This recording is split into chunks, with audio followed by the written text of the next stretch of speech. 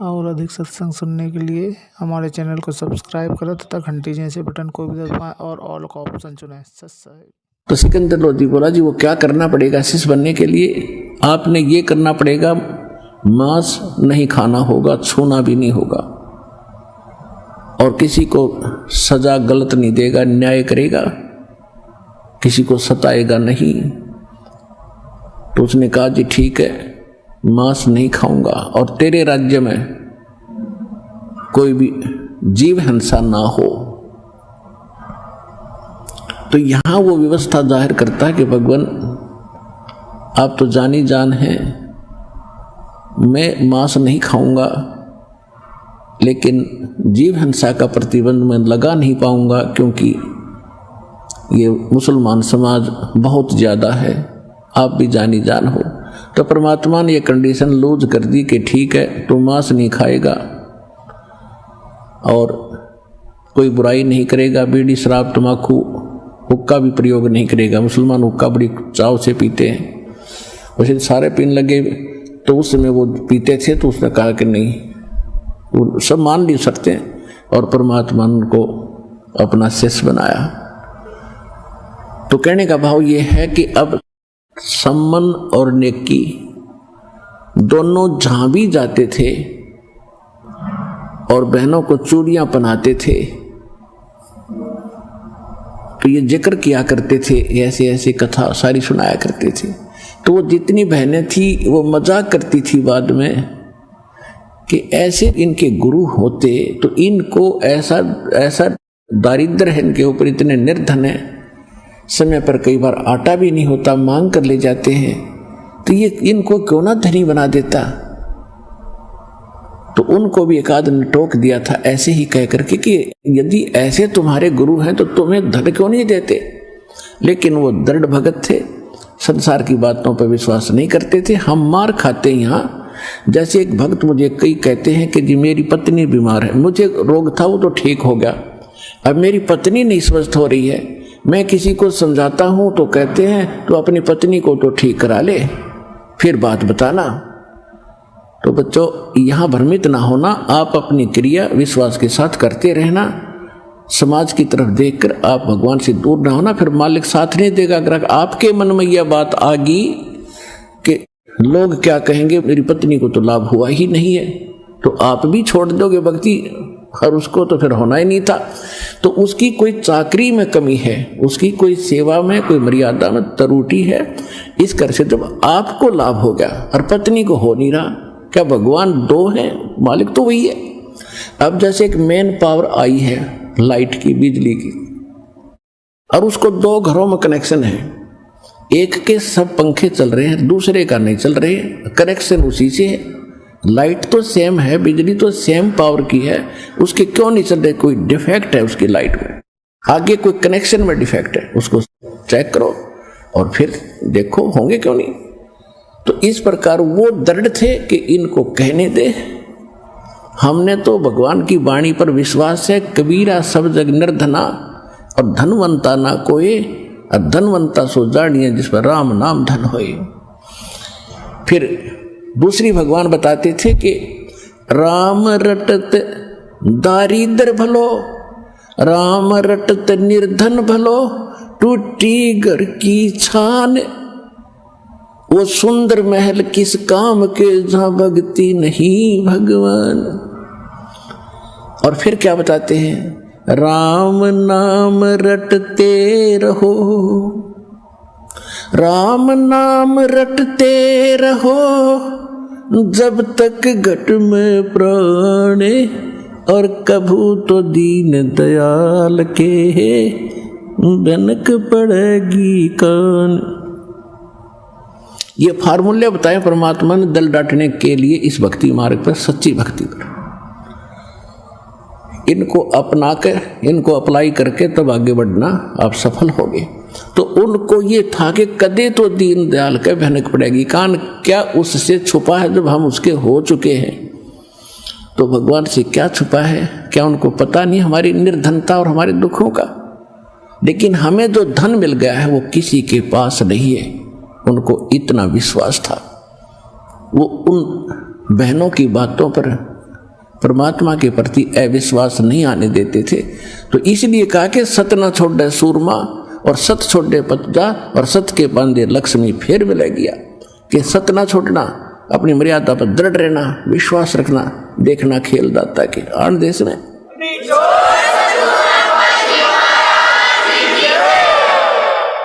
तो क्या हुआ, वो कथाएं सुनाते थे। वो लड़का जो सेऊ था वो भी अपने साथी बच्चों में खेलता था, वहाँ भी भगवान की कथाएं सुनाता था कि हमारे गुरुजी ऐसे हैं, हमारे गुरुजी ऐसे हैं। राजा सिकंदर लोधी को ऐसे गड़बड़ थी वो ठीक कर दिया, रामानंद को सिकंदर लोधी ने मार दिया था वो जीवित कर दिया, और बड़े शक्तिवान हैं। तो बच्चे कहते थे तुम्हारे गुरुजी तो राजाओं के पास ही जाते हैं, तुम्हारे घर आए कभी? अब वो बच्चा निरुत्तर हो जाता था, और बच्चों की एक दूसरे का व्यंग सहा नहीं जाता उनसे कि तुम्हारे गुरुजी तो धनवानों के यहाँ जाते हैं, वीर सिंह बघेला राजा उनका शिष्य है, और ऐसे वो तो सेठों के पास जाते हैं, धर्मदास सेठ है उसके वहाँ जाते हैं। वो लड़का एक दिन अपने माता पिता से चर्चा कर रहा था, जब वो काम से वापस आ लिए शाम को थोड़ा सा आफ्टरनून, आंगन में बैठे यही चर्चा चल रही थी, भगवान की चर्चा चल रही थी, क्योंकि जिस घर में मालिक का प्रवेश हो गया वहाँ दूसरी बात खत्म हो जाती है। भगवान का गुण गान, उनकी चर्चा, उनका मंत्र, सत्संग में सुने हुए विचार घर में जाकर दोहराए जाते हैं। शेष परिवार वाले भी सुनते हैं, हमें बताओ क्या क्या क्या बताया, और उन ही आगे की और भी चर्चाएं परमात्मा की ही चला करती हैं। तो उस बच्चे ने कहा कि माता पिता, बच्चे मुझे ऐसे ऐसे कहते हैं कि आपके गुरुजी तो राजा लोगों के और सेठों के यहाँ जाते हैं, तुम गरीबों के कभी आए हैं? तो सेव कह रहा था कि अपने घर कब आएंगे गुरुदेव? तो नेकी बहुत बुद्धिमान थी, कहने लगी बेटा देखो भगवान अपने से दूर थोड़े ही हैं, उनके लाखों शिष्य, बताओ किस किस के घर जाएंगे? उन्होंने ज्ञान दिया, आशीर्वाद दे दिया, हमारे साथ हैं पल पल में, कि वो तो बात ठीक है माता जी, लेकिन बच्चे मुझे मजाक करते हैं कि तुम्हारे गुरु जो राजाओं के यहाँ जाते हैं, तुम्हारे घर आए हैं कभी? एक बार अपने गुरु जी आ जाए तो मैं उनका मुंह बंद कर दूं। तो माता पिता कहने लगे बेटा ऐसी हीन भावना मत ला, और तेरी भगवान पर अविश्वास हो जाएगा, उनकी बातों में मत जा, परमात्मा हमारे साथ है, दूर थोड़ा ही है।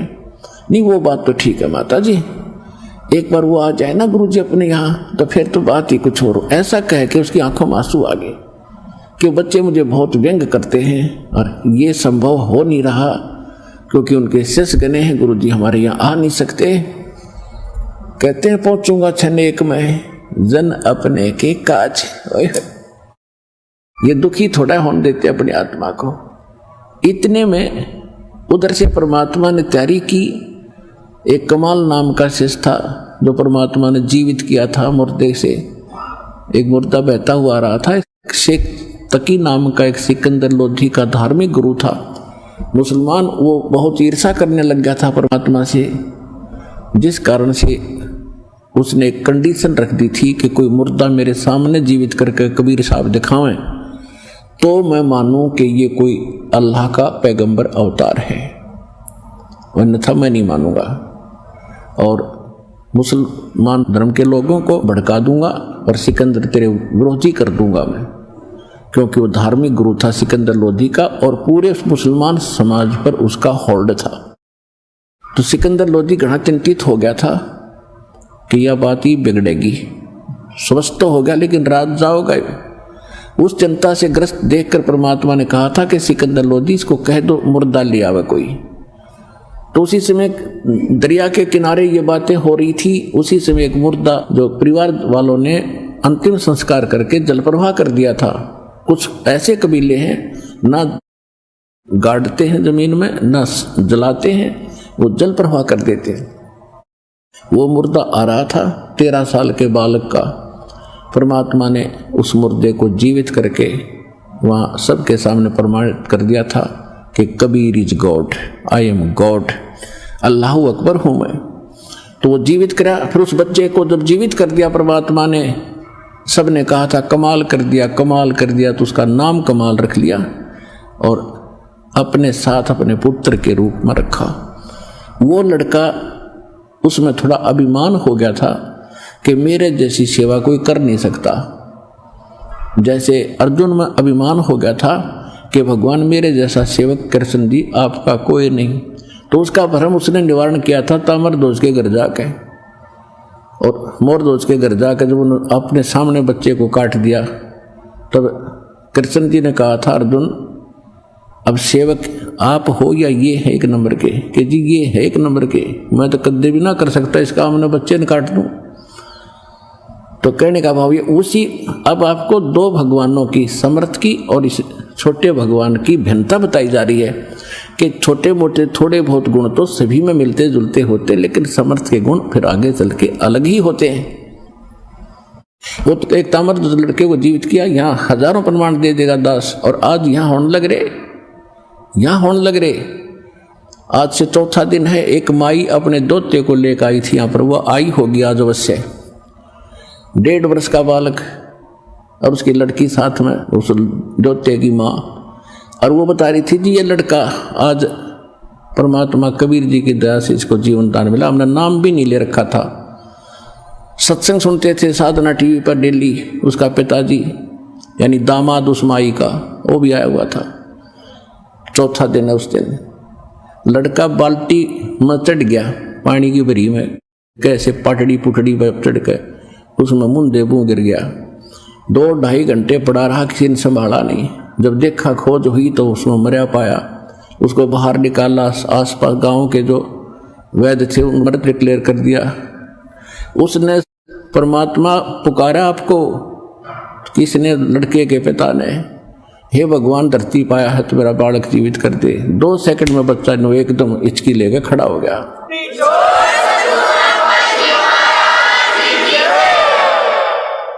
जब तक था नाम भी ना लिया था उसने, ने बोली सारा परिवार आ रहे, हर नाम ले लिया आज। तो यहाँ लाखों कर दिया, कबीर भगवान कर रहे हैं, वो मालिक आज भी वही है, परंतु हमने उससे लाभ लेने का तरीका नहीं मालूम था। अब हमारे पास वो कंप्लीट वे है उस भगवान से लाभ प्राप्त करने का। तो इसी प्रकार परमात्मा ने उसमें भी ऐसे बहुत से उदाहरण प्रमाण करके दिखाए कि कबीर इज गॉड। हम एक ताम्रध्वज मोरध्वज के गीत गाएंगे, इस मालिक के असली महत्व को कूड़े में डाल दिया, करकट में डाल रखा था हमने लाल को, और कौड़ियों के गुण गा रहे थे हम, उनको कीमती बता रहे थे। अब कमाल कहने लगा कि महाराज मैं आपके साथ चलूंगा, मेरे बगैर आपकी कौन सेवा करेगा, मेरे जैसा सेवक आपको इस उम्र में कहाँ मिलेगा, आपकी सारी तासीर का मुझे मालूम है, आपको किस चीज़ की आवश्यकता है समय पर देता हूँ, अब चल बेटा तू भी चल। और एक शेख फरीद नाम के वो साथ आए थे। फरीद पहले परमात्मा के वो शिष्य बने थे, पहले वो मुसलमान धर्म से संबंधित थे, मालिक के ज्ञान से वो फिर मालिक के साथ काफी समय संग करते थे। तो तीनों जने कहने लगे परमात्मा कि मैं कुछ शिष्यों के यहाँ चलना है, चलोगे? हाँ जी चलेंगे। वो तीनों जने उधर से वो सेव प्रार्थना कर रहा था, आंखों में आंसू आ गए थे, और उधर से सामने परमात्मा आकर खड़े हो गए। आवाज लगाई बाहर गेट पे, झोपड़ी के बाहर वाले गेट पे, और कहा कि भाई सम्मन है घर पे। तो नेकी कहने लगी गुरुजी की आवाज आ रही है। सम्मन कहने लगा गुरुजी कहाँ आएंगे इतनी दूर हमारे पास। ये वैसे चर्चा कर रहे थे ना आपने, वो सत्संग की आवाज आ गई होगी, वो ऐसे बतला रहे थे। फिर दोबारा आवाज लगाई परमात्मा ने कि भाई कोई सम्मन है क्या घर पे? नेकी बोली देख ही सुन जानते हैं, कहाँ आवाज तो बिल्कुल सामने। फिर उधर देखा, सचमुच ये 3 मूर्ति खड़ी है, और तीनों के तीनों नंगे पैरों भागे आए। आज सामने खड़े होकर ऐसे देख रहे हैं जैसे कोई स्वप्न हो। उन्होंने तो स्वप्न में भी नहीं सोचा था कि भगवान यहां पहुंच जाएंगे। अब तीनों जने ऐसे देख रहे हैं, सतबद्ध हो गए, जैसे उनको कोई आभास ही नहीं हो हम कहाँ खड़े हैं। तब कमाल ने कहा कि अंदर ले चलो गुरुजी को, क्या यहाँ धूप में खड़े रखोगे? तब उनका सपना सा टूटा, प्रणाम किया, दंडवत, और जैसा भी फटा पुराना कपड़ा था घर पे वो बिछा के मालिक को आसन दिया। नेकी अंदर चलेगी, सम्मन वहां बैठ गया, परमात्मा की गुणगान चर्चा करने लगे। भगवान आज ही आपको याद कर रहा था आपका बेटा, आज ही आपने आज दर्शन दे दिए, ये तो बुरा हाल था इसका। ऐसे ऐसे सॉरी को था बताते रहे। ऐसे आध पौन घंटे के बाद सम्मन ने कहा महाराज भोजन की सुनाओ, प्रसाद की सुनाओ, मालिक अभी लोगे या डट के लोगे? परमात्मा बोला भी तैयारी करो, पैदल चल कर आए हैं, भूख तो सभी को लगी है। अच्छा जी अभी बनाते हैं। अब वो अपनी पत्नी के पास आया, नेकी के पास, कि नेकी भोजन तैयार करो, गुरुदेव को भूख लगी है। नेकी कहने लगी कि घर में दाना नहीं, अन्न नहीं, आटा नहीं, आज बिल्कुल भी एक रोटी का भी आटा शेष नहीं है। तो सम्मन कहने लगा किसी से उधारा मांग लाओ।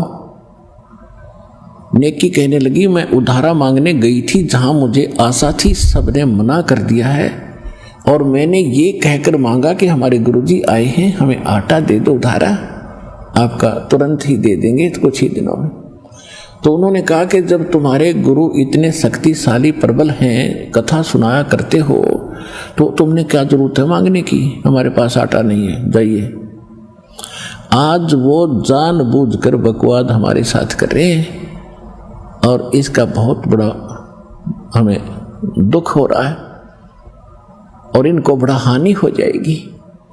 तो सम्मन ने कहा कि आप अपना ये चीर दे दो, ओढ़ना कपड़ा जो सिर पर ओढ़ती हैं बहनें अलग से, ये अपना चीर दे दो, ये कपड़ा दे दे चुंदड़ी, और इसको मैं गिरवी रखाऊंगा। तो वो कहने लगी मैं ये भी गिरवी रखने गई थी, ये बीच से फटा हुआ है, इसको कोई गिरवी भी नहीं रखता, और चीर मेरे पास है नहीं।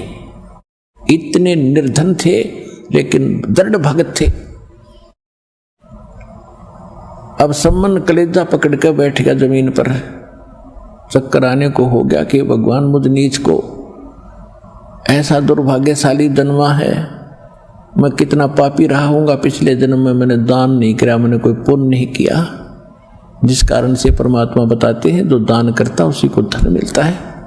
यदि मेरे पास आज धन होता तो मैं खूब दान करता, और आज गुरुजी भूखे जाएंगे मुझ पापी के द्वार से। हे परमात्मा या जमीन क्यों ना फट जाती, इसमें चला जाऊं अंदर में, क्या शकल दिखाऊंगा। ऐसे वो विलाप कर रहा था। तो नेकी ने कहा कि ऐसे कुछ नहीं बनेगा, एक काम करो, तुम दोनों पिता पुत्र आज रात्रि में चोरी करके लाओ आटा, और सुबह गुरुदेव को भोजन करा देंगे। तो बोल दे ऐसे कि जिस सुबह भोजन कराएंगे, समझ जाएंगे, वो जानी जान है, वो तो महापुरुष हैं कि कोई आट अडास होगी वो समझ जाते हैं। तभी वो लड़का बोला शेऊ, कहने लगे माताजी गुरुजी तो बताते हैं जो चोरी करते हैं उनका तो सर्वनाश हो जाता है, आप चोरी करने को कह रहे हो। तब उस माँ ने बताया बेटा चोरी करना अपने लिए नहीं महापुरुषों के लिए करेंगे, कि चोरी तो चोरी ही है चाहे किसी लिए करो। लड़का इतना दृढ़ था ज्ञान में। तब माँ ने बताया बेटा चोरी मैं इसलिए करने को कह रही हूँ कि इस नगरी में हम बसे हैं, हमने यहाँ मजदूरी करके निर्वाह किया है, ये लोग बुरे नहीं हैं लेकिन कोई दुर्भाग्य इनका आगे अड़ गया। आज यदि इस परमात्मा यहाँ से भूखे चले गए बेटा नगरी नष्ट हो जाएगी। फिर एक कथा सुनाई कि ऐसे एक नगर में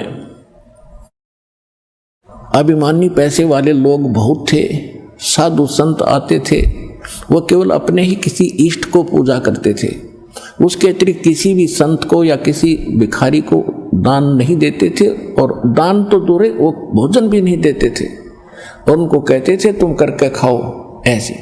तो उनकी उस नगरी के बाहर थोड़ी सी दूरी पर जंगल में एक सिद्ध पुरुष, उसका एकलौता शिष्य छोटा बालक 15-16 वर्ष का, वो आके रुक गए। सुबह उसने लड़के को भेजा बेटा भिक्षा ला मांग के।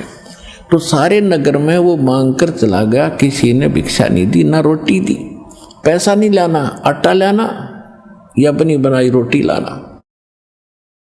किसी ने नहीं दी, उनको धिक्कार दिया, दरवाजे बंद कर ले, चला जा यहां से, करके नहीं खाते, तुम मस्टंडे फिरते हो, दिन में भिक्षा मांगते हो, रात को चोरी करते हो, दिन में घर देख जाते हो, ऐसे बकवास करने लगे। एक कुमारी थी बाहर, उसका गांव से, नगर से बाहर उसी रास्ते पर घर था जिससे उस संत का आना जाना था। तो उस माई ने उसने देखा कि लड़का खाली गया। अब माई को दुख होता है, अपने पुत्र जैसा लगता है कि ये सारी रात का भूखा होगा और आज ये खाली जा रहा है। पता था उसको यहाँ से कुछ मिलना ही नहीं। और विशेषकर कुछ साधु संत ऐसे होते थे जो शूद्र जाति वालों से, निम्न जाति वालों का भिक्षा नहीं मांगते थे उनसे, वो उसी नगरी में भी ऐसे अलग स्थानों से मांगते थे। तो वो इसलिए नहीं बोली कि मैं नहीं दे सकती, साधु संतां का काम है, मेरे से नाराज ना हो जा।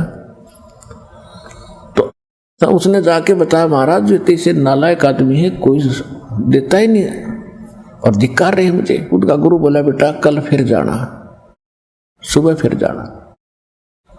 अब सुबह फिर गया लड़का, फिर खाली आ रहा था वापस। तो उस कुम्हारी ने कहा कि वह विधवा थी, 5-4 बच्चे थे उसके। उसने कहा, महाराज मैं जाति से कुमारी हूं और मैं कल से देख रही हूं आप भूखे हो, मुझे अपने बच्चे जैसे लगते हो, आप कैसे जी रहे हो। उस माँ का क्या हाल होगा जिसने इकलौता पुत्र बाबा बना दिया। और मैं कुम्हारी हूं, ये रोटी ले जा। आटा को आटा भी दे दिया, रोटी अलग से दे दी। तेरे आपके गुरुजी कहें तो खा लेना, उनको बता देना कि मैं इस जाति से हूं। उसने बच्चे ने दोनों साधन ले लिया, आटा भी ले लिया, रोटी भी ले ली। चल, संत ने पूछा, बेटा मिला?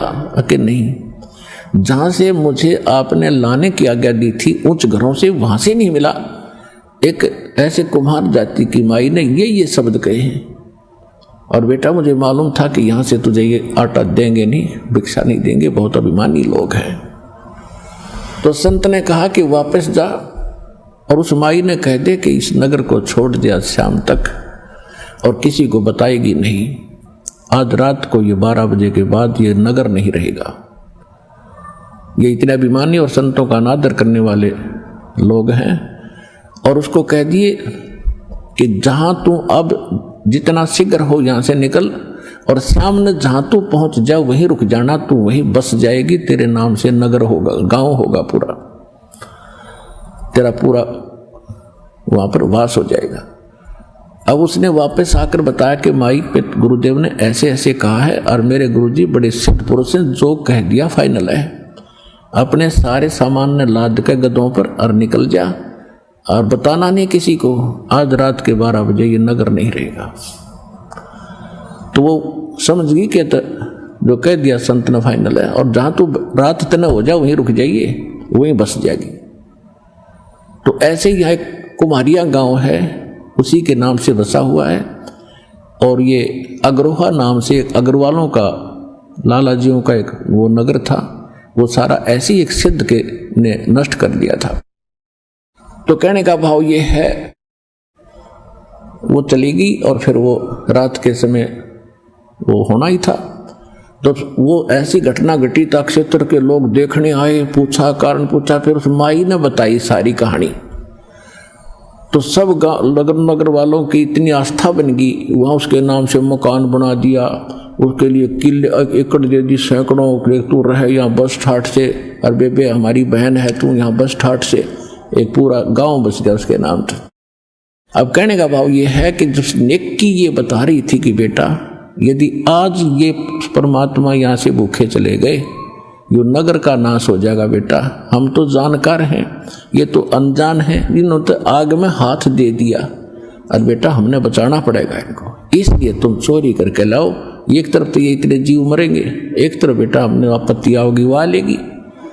तो समन खड़ा हो गया, शिव भी कहने लगा, माता जी आपने तो आँख खोल दी, हम नहीं मरने देंगे, नगर को चोरी करके लाएंगे। पिता और पुत्र दोनों रात के 12 बजे चले, चोरी भी क्या, आटे की। और आटा किसके लिए? गुरुदेव के लिए, भक्तों के, अतिथियों के लिए। एक लाला जी के घर में जाकर सेंध लगा ली, सुराख बना लिया अंदर प्रवेश करने का। तो सम्मन कहने लगा बेटा तू बाहर रह, मैं जाता हूँ अंदर। मुझे तो अगर मैं पकड़ा गया तो इस लाला जी की पहुंच बहुत है, राजा तक पहुंच है बेटा, ये फांसी भी तुड़वा देगा, बहुत भयंकर दंड करवा देगा, और बेटा तू बच जाएगा, तू बाहर रह। तो सेव कहने लगा पिताजी मैं बालक हूँ, बालक पर रहम भी हो जाएगा, अगर पकड़े गए तो आप बाहर रहो। यूं कहकर सेव घुस गया उसमें। और जाके सम्मन ने कहा कि 3 शेर से ज्यादा ना लाना, 3 अतिथि आए, तीनों को खिला देंगे उसे। अब उसने अंदाजा सा अपनी फटी पुरानी चद्दर में बांध के चलन लगा। आवाज होगी किसी तराजू पर पैर टेक गया, उसका खुड़का दुड़का होने से लाला जी जाग गया। तब तक वो निकट आ गया था सुराख के, ऐसे निकलने की चेष्टा कर रहा था, रेंग कर घसीट कर, और उसने वो फेंक दिया था बाहर कपड़ा। पिताजी उठा ले, पीछे से लाला जी ने उसका पैर पकड़ दिया और घसीटने लग गया। तो सेव ने कहा पिताजी मैं पकड़ दिया लाला जी ने, सेठ ने, और आप ये आटा लेकर चले जाओ, जल्दी निकल। तो जब लाला जी ने देखा कि चोर चोर, और वहां थाम के बांध दिया पिलर के रस्से तक, और कहने लगे तुम भगत को आओ से भगत हैं, पकड़े की तारी वास्तविकता आ जाएगी ना सामने, किसे भगत थे तो वो कहने लगे लाला जी हम बुरे नहीं हैं, हमारे घर एक महात्मा आए हुए हैं, हमारे गुरुजी आए हैं, 3 जने हैं, 2 भक्त हैं, और यहाँ आटा किसी ने दिया नहीं हमारे को, हम आपका वापस डाल कर जाते एक दिन, चाहे किसी बहाने आते और फिर बताते आपको कि वो चोरी हमने की थी। कहते बात मत बना, अब मुझे पता लग गया चोरी तुम नहीं, वो तुम्हारे गुरु करवाते हैं, और देखना मैं बताऊंगा सारे नगर में, और तुम्हारे काला मुंह करेंगे तुम्हारे गुरु जी का कल सुबह, और उनको घसीटेंगे यहाँ पर। अब वो लड़का डर गया किया और बात बढ़ गई। उधर से सम्मन लेकर गया आटा। नेकी ने पूछा उसकी पत्नी ने कि पुत्र कहाँ है? वो कहने लगा सेठ ने पकड़ लिया उसको, पकड़ लिया उसको। नेकी बहुत बुद्धिमान थी और भगवान के ऊपर समर्पित थी, और कहा कि गुरु जी की इज्जत का नाश होगा, बच्चे को पहचानेंगे और फिर लोग यहाँ आएंगे और वो कहेंगे कि ये चोरी ये करवाता है, इसके लिए कि इन्होंने ये अच्छे आदमी थे, ये चोर नहीं है, तो गुरु जी के साथ बदसलूकी होएगी और ये हम सहन नहीं कर सकते। तू वापस जा और लड़के की गर्दन काट दे और सिर उठा लेना, कोई पहचान ना ले 20 का बालक है। तो सम्मन लेकर इतनी बड़ी करद, छुरा लंबा, और चला। अब उसको उधर से बच्चे के मन में यही भावना कि मेरा पिताजी आजा, मेरी गर्दन काट ले जा, और ये लाला जी भयभीत होकर फिर कहीं पटक देगा मुझे। तो ऐसा ही हुआ कि उसने जाके सम्मन ने कहा कि बेटा सेऊ, एक बार 2 बात कर लेते रहते हैं, एक आवश्यक बात है बेटा, कल तो हम मिल नहीं सकेंगे क्योंकि ये राजाओं के राज हैं, तुझे मार देंगे, हमें भी अलग अलग बंद कर देंगे, हम कुछ बातें नहीं कर सकेंगे, एक बार तेरे कान में एक बात बतानी है, आवश्यक है, तो एक बार सिर बाहर निकाल ले। तब उसने कहा कि लाला जी बाहर मेरा पिता खड़ा है और वो कुछ आवश्यक कार्य बता रहा है, मैं मेरे कान में बताओगा, इतना ढीला कर दे कि मैं सिर बाहर निकाल लूँ, बाकी पैर के रस्सा बांधे रखना तू। पहले तो सेठ ने मना किया कि नहीं तुम भाग जाएगा, कि नहीं भागूंगा कैसे, रस्सा बांधे रख, ढीला कर दे थोड़ा सा। सेठ ने सोचा ले कर दे ढीला, कौन सा 3 शेर आटा तो लेकर गए, और ढीला रस्सा कर दिया, लूज कर दिया और सिर बाहर निकाल लिया। जब सम्मन पे हाथ नहीं उठा, पीछे कर लिया, वह कर दिखाई नहीं, और पिता था, नहीं हिम्मत बनी बेटे की गर्दन काट दूं। लड़के ने कहा कि पिताजी अगर तू मेरा बाप है तो मेरी गर्दन काट ले जा, और कोई विकल्प नहीं आज गुरुदेव की इज्जत बचाने का, और नहीं तो तू नहीं काटेगा तो मेरा बाप नहीं है तू, मैं तेरी संतान नहीं हूं। ये बात जो बेटे के मुख से सुनी तो तुम करंट सा आया और लड़के की गर्दन काट दी और सिर उठा करके ले गया, वहां जाकर एक अलमारी में रख दिया छुपा के। नेकी कहने लगी तू वापस फिर जा, लाला जी उस लाश को घर नहीं रखेगा, शव को, वो डर जाएगा, उसको कहीं घसीट के डाल के आएगा दूर खंडर में, उसने लाला जी ने इतने में ऐसा ही कर दिया, उसको घसीट कर ले गया रातों रात। एक पजावा था, पजावा कुम्हारों का गड्ढा ज्यादा हो जाते उसमें पटक के आके अपनी जो सुराख किया था उसको ठीक ठाक करके अब उस पर गारा गुरा लीप कर रेत रात मार दिया, जैसे कुछ नहीं हुआ। अब सम्मन वहां देखा, उसकी जो घसीट बच्चे की जा रही थी पैरों की, उनके साथ साथ वहां पहुंचा, उस धड़ को उठा के घर ले आया, एक कोने में डाल दिया, खराब से कपड़े उसके ऊपर डाल दिए और ये सोचा था कि खाना खिला के महापुरुषों को भेज देंगे, बाद में बच्चे का अंतिम संस्कार करेंगे। अब शाम को तो मालिक से अर्ज कर ली, भगवान सुबह खाना खिलाएंगे। अच्छा बेटा सुबह खा लेंगे, कोई बात नहीं, तो भूख से भी खत्म होगी, पता नहीं क्या बात हुई। साधु संत ऐसे ही होते हैं। और वो तो मालिक थे, तो सुबह वक्त से खाना बना दिया कि गुरुजी ने आगे जाना है, और वो कह रहे थे सुबह जल्दी जाना भाई, मैंने आगे किसी भक्तों के पास, तो वक्त से खाना खिला के इनको भेज देते हैं कि इनको पता लग गया कि लड़का कट मर गया है तो ये खाना नहीं खाएंगे। तो सम्मन ने कहा नेकी रोना मत। अक नहीं, मैं भी नहीं रोऊंगी, तू भी मत रोना। कि नहीं। तो उन्होंने भोजन बना के 3 उनमें डाल दिया, पात्रों में, मिट्टी के दोनों में, और कहा भगवान भोजन भोग लगा लो, क्योंकि 3 जने थे, परमात्मा 2 भक्त थे। परमात्मा ने कहा ऐसे नहीं, इनको 6 भागों में बांटो सारे प्रसाद को, और प्यार से खाएंगे, प्रसाद बना के सबको खिलाएंगे, आप भी मेरे बच्चे हो। नेकी और सम्मन ने बहुत कुछ मना किया कि नहीं फिर खाएंगे, फिर कहे नहीं। उन्होंने 5 दोनों में डाल दिया। परमात्मा बोले 6 में करो,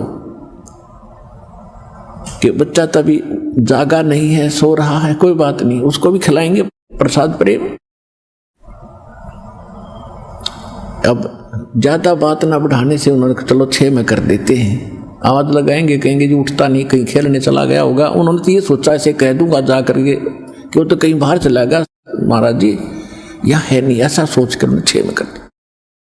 और कहा बैठो और बुलाओ सेव को। तो परमात्मा ने कहा आओ सेव जीम लो, यानी भोजन खाओ, ये प्रसाद प्रेम, और शीश कटा करें चोरों के, संतों को नितक सेम। सेव धड़ पे शीश डा और बैठा पंगत माही, और नहीं निशानी गर्दन के, ये ओ सेऊ अकनाही। बोलो कबीर भगवान की जय।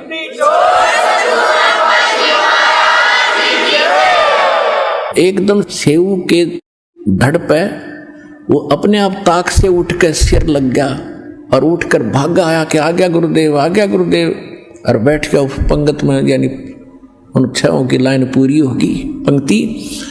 और परमात्मा कहा आओ सेव जी मिलो, ये प्रसाद प्रेम, और सिर कटा करें चोरों के बेटा, संतों के नितक सेम।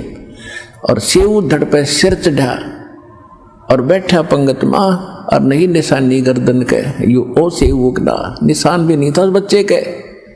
माता पिता उठकर देख कर आए कि क्या हो गया, वहां पर सिर्फ रक्त पड़ा था थोड़ा सा शरीर, और सब तो सामने वो बच्चा उनका जीवित था। बोलो कबीर भगवान की जय।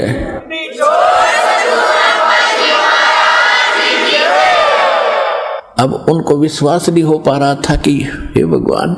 तो परमात्मा ने कहा बेटा सत ना छोड़े सूरमा, और सत छोड़े पत जा, और सत के बांधे लक्ष्मी फेर मिले गया। परमात्मा ने आशीर्वाद दे दिया बेटा आज से तू धन धान्य से पूर्ण हो जाएगा, लेकिन इस माया में उलझना मत, इसको दान धर्म में लगाते रहना। अब वो तो ऐसे कहकर चले गए, सतगुरु जो चाहे सो कर दे। कुछ दिनों के बाद उस सम्मन के मन में प्रेरणा हुई कि थोड़ा सा जो है मकान बना ले, थोड़ी झोंपड़ी और कच्ची ईंट बनाकर, और एक झोंपड़ी बनाएंगे और अच्छी सी कुटिया बना लेते हैं।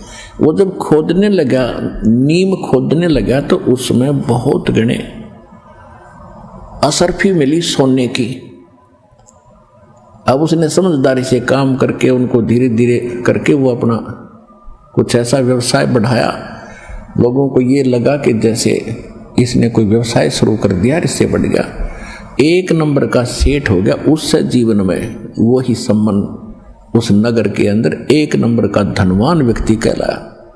सतगुरु जो चावे सो कर ही, 14 कोट दूत जमदार ही, ऊत भूत जम त्रास निवारे, और चित्रगुप्त के कागज फाड़े।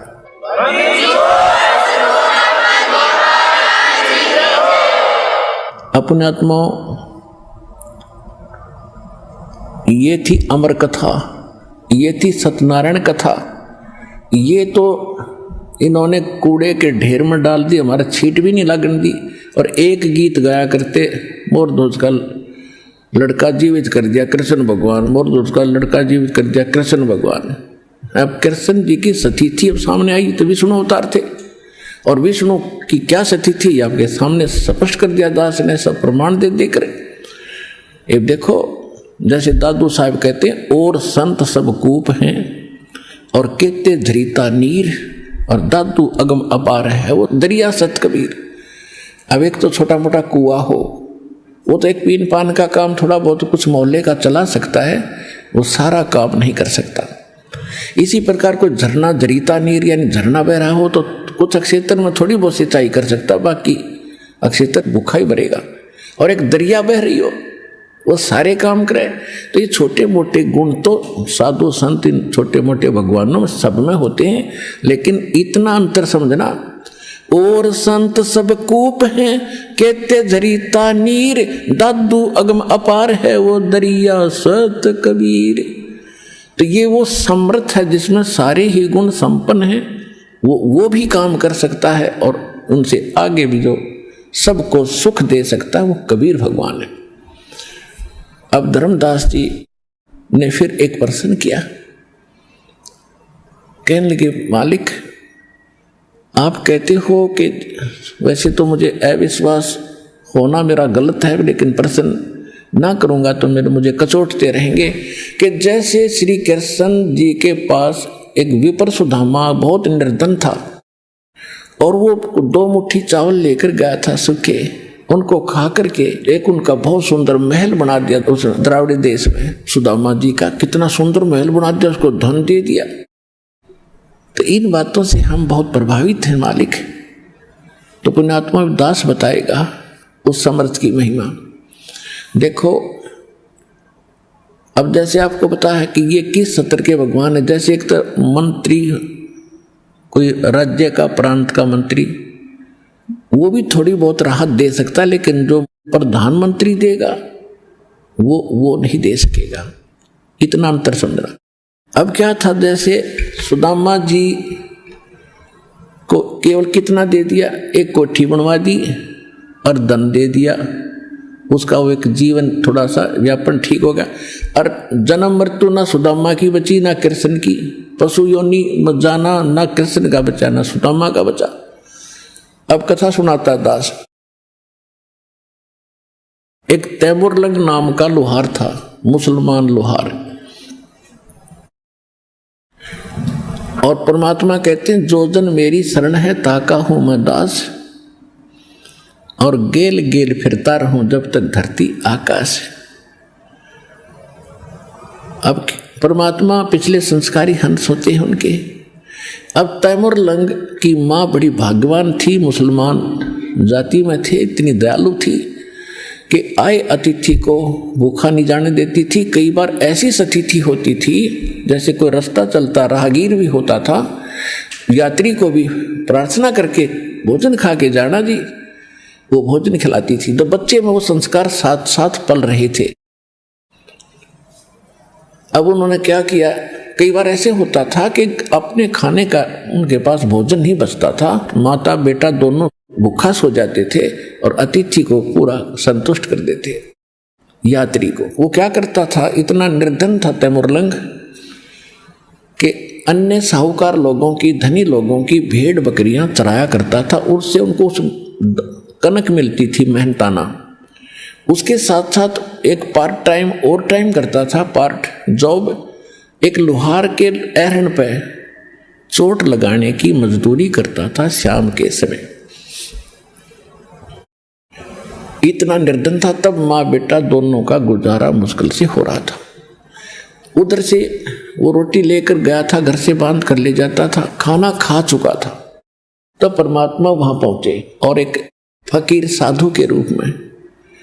तो तैमुरलंग एक धार्मिक माँ से जन्मा था। उसने कहा महाराज भोजन खाओगे, भूख लगी होगी। कहाँ बेटा भूख लगी है? कि महाराज मैं तो अभी भोजन खा लिया, आप पहले आ जाते तो आपको भोजन मैं यहीं दे देता। अभी मैं गांव से लाता हूँ अपनी माँ के यहाँ से, घर से थोड़ी दूरी पर, घनी दूर नहीं है। और महाराज एक ध्यान करना, कोई बकरी भेड़ बकरी चली ना जा कहीं, मैं गरीब व्यक्ति हूँ और हमसे इनका कर्जा पूरा नहीं होगा अगर गुम होगी तो। परमात्मा बोले बेटा निश्चिंत रह, तू जा। उसने अपनी माँ से बताया कि माँ ऐसे ऐसे एक साधु आया है और भूखा है। माँ ने जब 2 रोटी बनाई तो बोली बेटा मैं साथ चलूंगी और मैं दर्शन भी करके आऊंगी और बर्तन ले आऊंगी, तो कहीं फिर आएगा तो बकरी भेड़ बकरी गुम ना हो जाए, तो चौकस रहना, छोड़ क्यों आया बेटा? तो उन्होंने कहा माता जी मैं महाराज जी से कह के आया हूँ, वो संभालेगा। कि अच्छा चल। तो फटाफट 2 रोटी बनाई, जैसा घर में आटा था सारा का उतना ही बचा था और लेकर चले गए। महाराज जी ने एक रोटी खाई। जब वो रोटी खाने लगा उसी समय माई कहने लगी महाराज हम बहुत निर्धन हैं, हमारे घर पर तो कई बार आटा भी नहीं रहता है, दया करो, कुछ आशीर्वाद दो, हम कुछ 2 रोटी हमें ठीक मिल जाए। ऐसे उसने रोटी परमात्मा ने एक खाई, तब तक उसने 2-3 बार यह बात दोहरा दी। रोटी खाकर पी का पानी का लोटा जल। परमात्मा खड़े हुए और वहाँ एक बेल रखी थी, भेड़ बकरी बांधने की, पशु बांधने की बेल होती है पतली पतली सी, इन बकरियों की तौर पतली होती है। उसको ऐसे मोड़ा, 4 बार उसको इकट्ठा करके छोटी सी बन गई और उसको उस बच्चे के कमर पर 7 बार मारी। 1 2 3 4 7 मारी। अम्माई ने सोचा कि ये बाबा जी कोई मेंटल है, इसको गुस्सा आ गया और मैंने इसको बार बार टोक दिया जिस करके मेरे बच्चे को ये पीट रहा है। तो माई ने कहा महाराज बच्चे ने कोई गलती कर दी। ऐसे जब 7 बार तो उसने ऐसे मारी, वह बेल बना रखी छोटा टुकड़ा, और फिर मारे लात और फिर मारे मुक्के। तो माई ने सोचा बाबा जी का क्योंकि शरण सी उठगी, इसका क्या गलती होगी हमसे। तो पूछने लगी महाराज बच्चे ने कोई गलती कर दी? कि नहीं माता माई, जो पहले मैंने 7 संगल मारी है ना ये बेल, ये 7 पीढ़ी का राज दे दिया तेरे बेटे ताई, और आगे जो लात मुक्के मारे ना फिर ये छोटे छोटे टुकड़ों में तुम्हारा राज्य बैठ जाएगा। 7 पीढ़ी का राज दे दिया तेरे। यूं कहकर वो अंतर ध्यान हो गया भगवान। माई तब तक सोच रही थी बाबा जी कति मेंटल है, रोटी खाने का बहुत नहीं, 7 पीढ़ी के राज का आशीर्वाद दे रहा है। तो जब वो अंतर ध्यान हो गए महाराज, तब उनका दिल हो गया कि ये तो कोई फरिश्ता ही था, ये तो कोई फरिश्ता था, ये तो महान आत्मा थे, कोई पाक आत्मा थी। पर उस समय यह बात नहीं जचा थी कि बेटा राजा हो जाएगा। अब क्या हुआ, कुछ दिनों के बाद वो जिस अहरण पर चोट लगाने जाता था, स्वप्न में मालिक कबीर भगवान ने उसको स्वप्न दिखाया कि बेटा जो अहरण वहां डला हुआ है उसके नीचे बहुत खजाना है, माया पैसा असरफी सोना बहुत ज्यादा है, उस अहरण को तू परचेज कर ले। अब वो सपने में कह रहा महाराज परचेज कैसे करूंगा, हमारे पास तो एक पैसा नहीं है कि ये मेरा काम है, तो उससे प्रार्थना करना फिर आगे मैं जानूं। तो उसने अपनी माँ से बताया माँ आज वो महात्मा दिखे थे वही के वही, और उन्होंने ऐसे ऐसे कहा है और मुझे बताया है कि उसमें ऐसा खजाना दबा हुआ है, उसको धीरे धीरे व्यवसाय बढ़ाना, एकदम किसी को बताना नहीं तो बात बिगड़ जाएगी। तो माँ कहने लगी बेटा दिखा मुझे भी थे आज रात ने, वही महात्मा थे, वो क्या कह रहे थे ये मुझे याद नहीं रहा, इतना जरूर तूने बता भी याद आया कि वो दिखाई दिए थे मुझे, कुछ बोल रहे थे।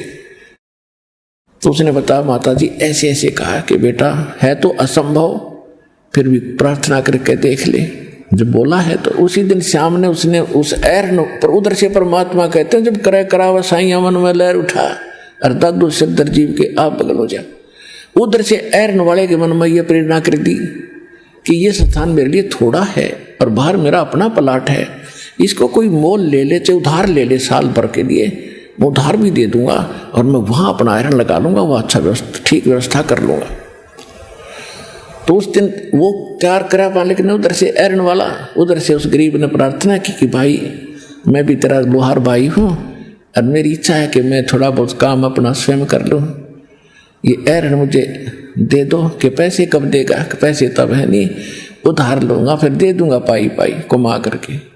पक्की बात है कि पक्की, लिखवा लूंगा कि लिखवा ले। उन्हें लिखवा दिया, अगले दिन खाली कर दिया, नौका नो छोड़ दिया सारा और वहां चले गया।